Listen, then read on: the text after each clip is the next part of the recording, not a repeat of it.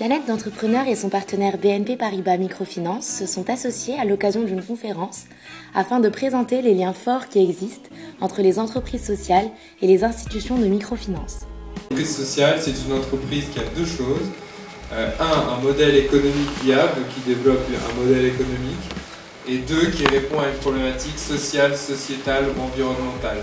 Si j'ai les deux, je suis une entreprise sociale. Si je réponds qu'à un problème social, sociétal, environnemental, je serai plutôt dans un secteur plus philanthropique. Et de l'autre côté, si je n'ai qu'un impact financier, si je n'ai qu'un modèle économique, je suis une entreprise classique. Et entre les deux, je suis une entreprise sociale.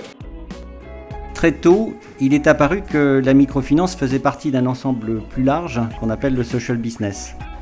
En effet, de plus en plus d'entreprises sociales font appel à des institutions de microfinance pour vendre leurs produits, tels que des lampes solaires, dans les villages les plus reculés de la planète.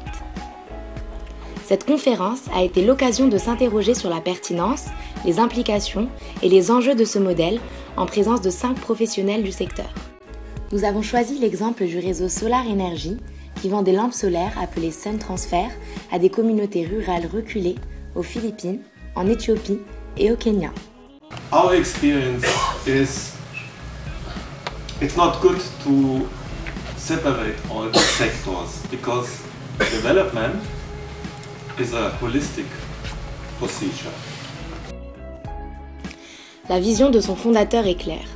Un modèle d'entrepreneuriat social ne peut réussir que s'il est pensé dans une approche globale, du développement du produit à la maintenance de long terme, en passant par le financement de l'achat par le consommateur final.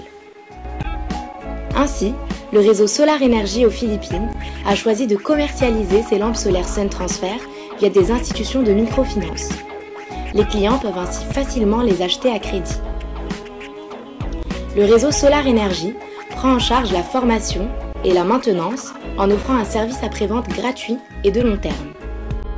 En décembre dernier, Planète d'entrepreneurs s'est intéressée à ce modèle hybride et a évalué l'impact social des lampes solaires Sun Transfer sur les bénéficiaires d'HSSI, filiale de la Fondation Solar Energy aux Philippines.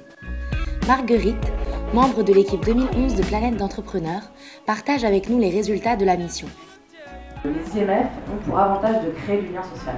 Donc c'est pas nécessaire partout, par exemple en Inde, c'est pas nécessaire dans les villages parce que justement il y a cette proximité géographique. Effectivement, un produit comme la lanterne solaire, d'une part elle ne bénéficie pas d'une publicité traditionnelle, et d'autre part, elle apporte une solution à un problème qui n'a pas nécessairement été identifié. Donc, par exemple, on dit que la lampe solaire, elle remplace la lampe à kérosène, c'est bien, mais encore faut-il savoir que les fumées de kérosène sont nocives pour la santé. Donc, à cause de ces deux problèmes, les deux conditions sine qua non pour vendre un produit comme ça, c'est un, bouche à oreille, et deux, d'avoir une bonne éducation du consommateur. Aux Philippines et dans beaucoup d'autres pays, les IMF qui prennent le relais et qui deviennent vraiment les vecteurs de liens sociaux. Afin de produire un nombre croissant de lampes solaires Sun Transfer et ainsi toucher plus de bénéficiaires, le réseau Solar Energy a fait appel à des investisseurs solidaires. On a besoin d'entrepreneurs sociaux, mais on a aussi besoin d'entreprises sociales de taille. On est sur l'émergence d'une nouvelle classe d'actifs qui n'est pas de la philanthropie, donc pas de la charité, pas du don, qui n'est pas non plus de l'investissement traditionnel ou sa composante un peu plus sociale qui est l'ISR, mais qui est bien au milieu, qui est l'impact investing, l'investissement à double retour, un retour à la fois social et un retour financier. Le débat a soulevé la question plus générale de la place de la philanthropie dans le développement. Je sais que le potentiel, le levier que représente la philanthropie en termes de financement de l'intérêt général, à côté bien sûr des pouvoirs publics qui resteront éternellement les grands garants de l'intérêt général, mais à côté de ce qu'ils feront, je pense que la philanthropie a une place très importante à tenir. Charity and business are linked together and both is necessary. Les grandes entreprises françaises cherchent elles aussi à développer des programmes innovants dans le domaine de l'accès à l'énergie.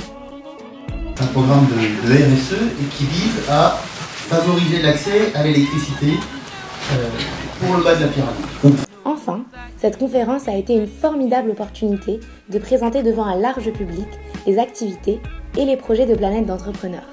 Pour conclure, Planète d'entrepreneurs, c'est 3 équipes dont l'une est sur le terrain et réalise là en permanence des missions et puis identifie des nouveaux modèles.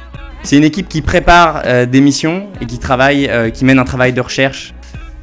Et enfin, c'est plein d'autres personnes à Paris qui préparent et qui forment les étudiants, qui les pilotent pour qu'ils aillent à leur tour réaliser des missions sur le terrain. Je suis là pour vous parler de la suite de Planète d'entrepreneurs, donc l'aventure continue. 2012, nous préparons de nouvelles missions. Planète d'entrepreneurs repart pour une année de mission dans les pays en développement, à partir de septembre 2012. Suivez nos aventures à travers les liens ci-dessous.